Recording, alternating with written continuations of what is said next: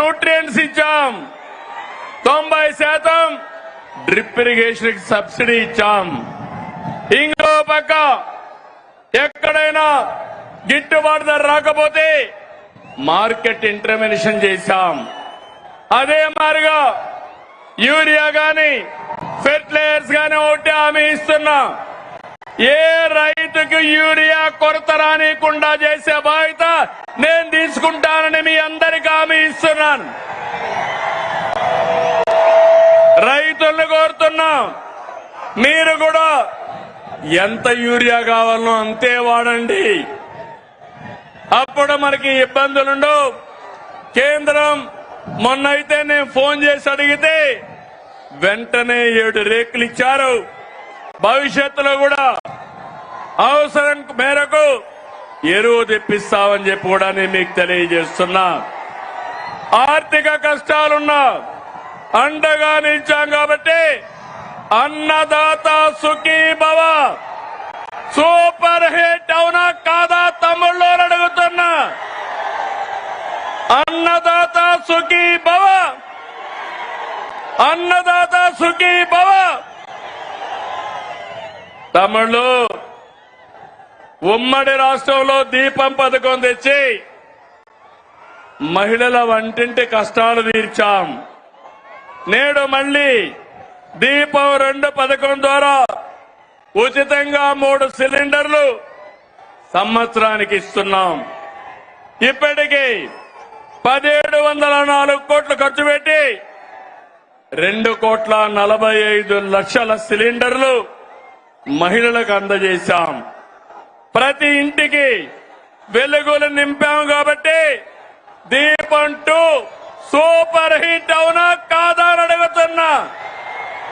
గట్టిగా చెప్పాలి. దీపం 2 సూపర్ హిట్. ఏమయ్యా గ్యాస్ తో వంట చేసుకుంటూ గట్టిగా చెప్పలేరా అని అడుగుతున్నా మిమ్మల్ని అందరినీ. దీపం సూపర్ హిట్. గట్టిగా చెప్పండి అందరూ. తమిళలో యువత, నేను ఆదరించేది యువ కిషోరాలని. మీరు అండగా ఉంటే కొండనైనా బద్దలు చేస్తానని మీ అందరికీ హామీ ఇస్తున్నా. మా తమ్ముళ్ళందరికీ ఆ రోజు యువ గళంలో 20 లక్షల మందికి ఉద్యోగాలు, ఉపాధి అవకాశాలు కల్పిస్తాన్నాం. మెగా డిఎస్సి 16,347 ఉద్యోగాలు. మొదటి సంతకం.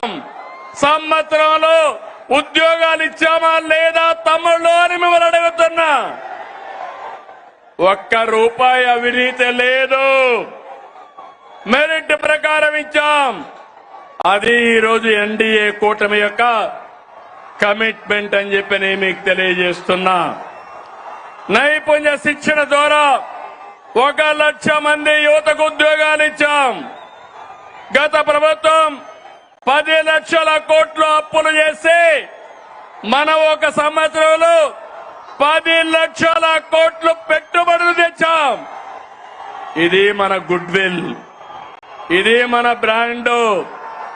యువత మేలుకు ఒకటే హామీ ఇస్తున్నా, మీ భవిష్యత్తుని బంగారు భవిష్యత్తు చేసే బాధ్యత మాది మాది అని మరొకసారి హామీ ఇస్తున్నా. అందుకే యువగళం సూపర్ హిట్ అవునా కాదా? యువగళం గట్టిగా చెప్పాలి.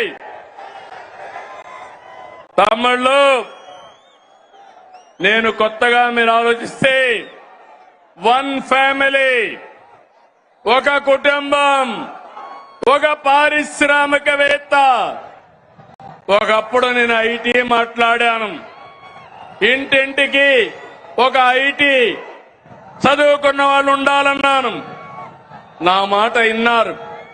దానివల్ల ఈరోజు మీరు చూస్తే మన గ్రామాల్లో చదువుకున్న రైతు బిడ్డ, రైతు కూలీ బిడ్డ ప్రపంచం మొత్తం వెళ్ళారు.